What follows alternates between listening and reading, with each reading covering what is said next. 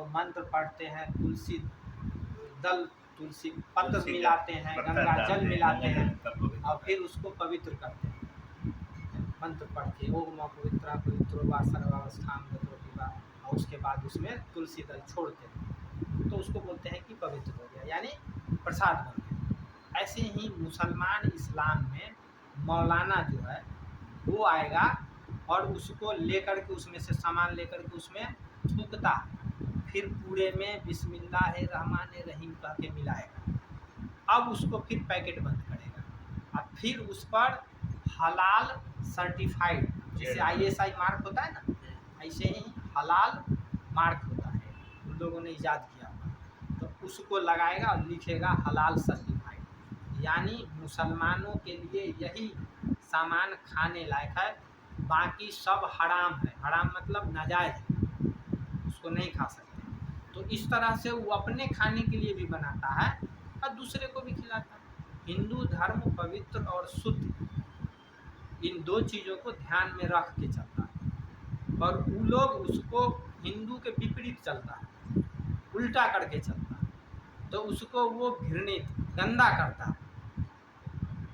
इस तरह से हलाल प्रोडक्ट तैयार किया जाता है, मार्केट में उसकी सप्लाई की जाती है। आटा है ना आशीर्वाद, सारे हलाल सर्टिफाइड, सब उसी विधि से तैयार किया जाता था और उसी विधि से मार्केट में आता था, और मार्केट में हिंदू को भी पता ही नहीं, खरीदता था हलाल सर्टिफाइड। हम क्यों खाएंगे हलाल सर्टिफाइड, हम हिंदू हैं। जरूरी है कि मुसलमान ही उसको बनाएगा, और मुसलमान हलाल सर्टिफाइड मतलब मान लीजिए कि आपने एक पाव रोटी की फैक्ट्री बैठाई, अब आप मार्केट में सप्लाई करेंगे तो जिस जिस दुकान पर देंगे उस दुकान पर आपको दुकानदार बोलेगा, क्योंकि दुकान पर जब कोई मुसलमान खरीदने जाएगा तो दुकानदार से बोलेगा मुसलमान कि हमको हलाल प्रोडक्ट चाहिए, यानी जिस पर मोहर लगा हुआ हो हलाल का। आपके पाव रोटी में, आपके ब्रेड में आपने हलाल लगवाया नहीं, आप बेचेंगे वहाँ तो सिर्फ हिंदू ले जाएगा, मुसलमान नहीं खरीदेगा।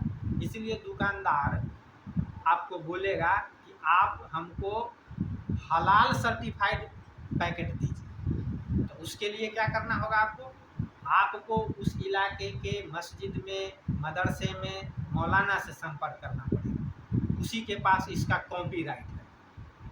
वो मौलाना आपके पास आएगा, आपको एक रजिस्ट्रेशन करेगा, फीस लेगा कि 1 साल के लिए इतना फीस लगेगा।